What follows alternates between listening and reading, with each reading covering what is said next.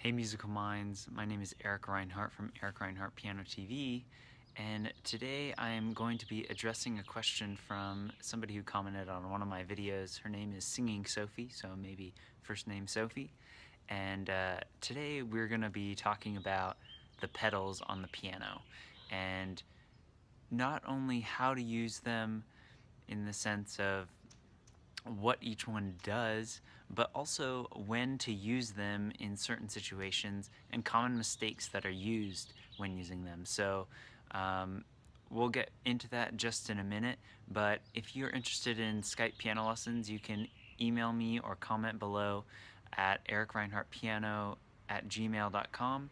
If you're interested in Skype lessons, we can do a free 30-minute Skype consult. Anyway, let's get right into it. And so I think I'm going to do this in 3 parts.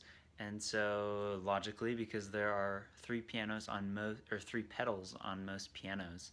And so what we're going to start with is we're going to start with the damper pedal, or the furthest one to the right. So just to preface this, what we're going to talk about is proper pedaling technique. And so what you'll see on my leg here is we want to come from the ankle and we want to rotate around that ankle joint. We don't want to lift up our leg like this because that takes a lot of energy.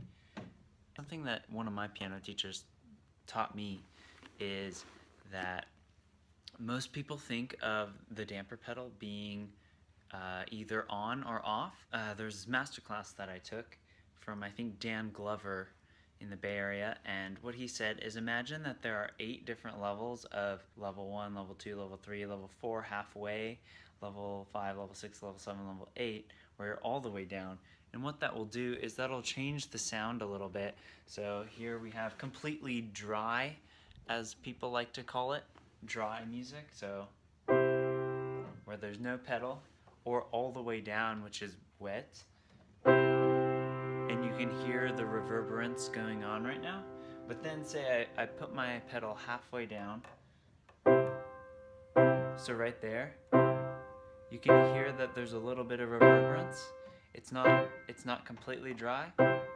And that's with it just down partial ways. And so you're gonna have to experiment on your own to be able to find out or where it is on the pedal and what rotation of your ankle you'll need to be able to get the sound that you want.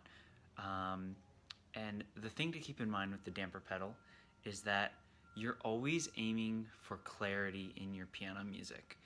Most music, or a lot of music, is written in this bel canto style, especially Chopin and Romantic music, which is inspired by voice, where the melody is inspired by voice.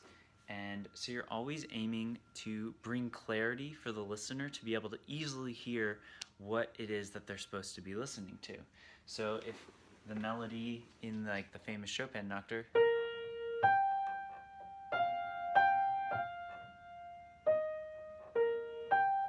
so that is the melody, and you want to make it very easy for the listener to be able to hear that.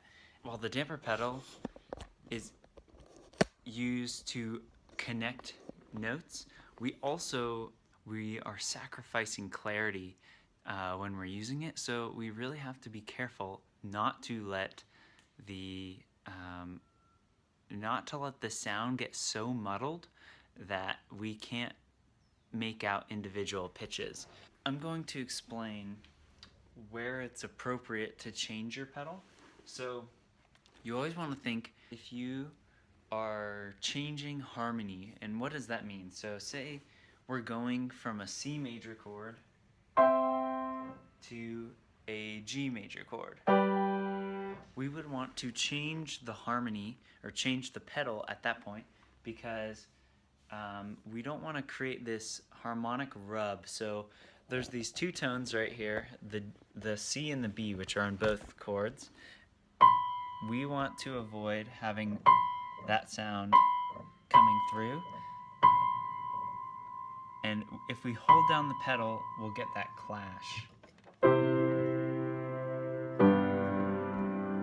It's very important to change your pedal often enough so that there is enough clarity, and this is kind of debatable because what I'm talking about is in the mostly romantic and classical era. As you get into the impressionistic era, people like Claude Debussy and Ravel and early 20th century music, the lines start to get blurred. But what I'm talking about here is romantic and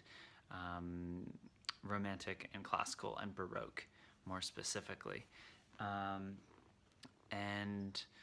You're also going to notice that in the classical and Baroque music, you're not really going to be using your pedal nearly as much because they really sought for that clarity. And if you look into the history of the piano, the harpsichord didn't really have that ability to sustain those pitches, and so the piano was still under development, and so those composers rarely or didn't really use it, and you don't really see it in the sheet music. And the only time that you use it now is to try and connect notes. There's a certain fascination with honoring the composer for doing everything as he wanted it to. One other thing to think about is when to change the pedal. So what I'm going to do here is I'm going to put on a metronome, and so you want to be changing your pedal just slightly after beat 4. Say we're playing all whole notes. You want to change your pedal just before that point where you're playing the new notes, so you can sort of catch the new sound. And it's an empirical trial and error process.